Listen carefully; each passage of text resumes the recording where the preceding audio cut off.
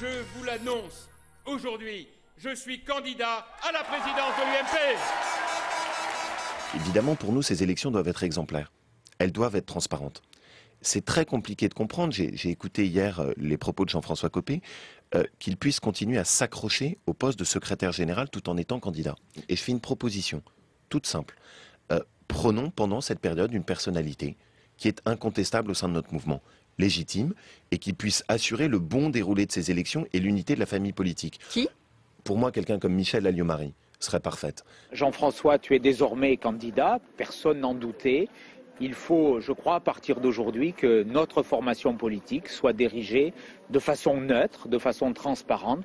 C'est un devoir moral et je crois que tu répondras favorablement à tous ceux qui veulent que cette élection soit la plus démocratique, la plus transparente possible, en te retirant provisoirement du secrétariat général. Éric Ciotti, c'est normal, il est dans son travail là, de directeur de campagne de François Fillon. Je crois que c'est pas tout à fait le sujet. On a évoqué cette question d'ailleurs ensemble au mois de juillet. On en a décidé. Il faut quelqu'un pour diriger la maison.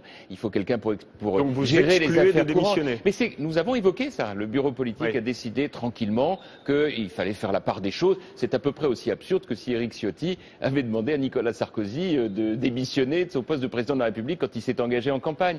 Et d'ailleurs, les amis de François Fillon le savent bien. Quelles sont les attaques de Jean-François Copé à l'égard de François Fillon? Je vous mets au défi de trouver une seule attaque, une seule critique.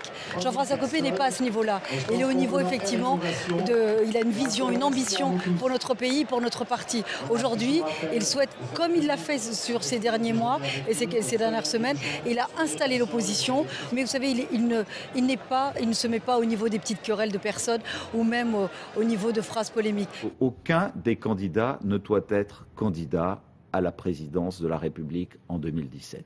On n'est pas dans un débat d'ego, d'ambition personnelle, mais au contraire de rassemblement pour accompagner de jeunes générations à pouvoir conquérir les territoires et redonner déjà une majorité par les territoires à l'UMP en 2014 et même au-delà de l'UMP à nos partenaires du centre. C'est cette ambition que doit nourrir le candidat à la présidence de l'UMP. Et je pense que ce serait surtout profondément regrettable pour l'UMP qu'au lieu d'un vrai débat, entre plusieurs candidats, il n'y en aura pas 50, qu'il y en ait 3, 4, 5, au lieu d'avoir ce débat de fond sur nos propositions, sur le fonctionnement de l'UMP, on ait un duel entre deux personnes. Et moi, la seule chose qui m'intéresse, c'est que ma famille politique se redresse et puisse gagner en 2014.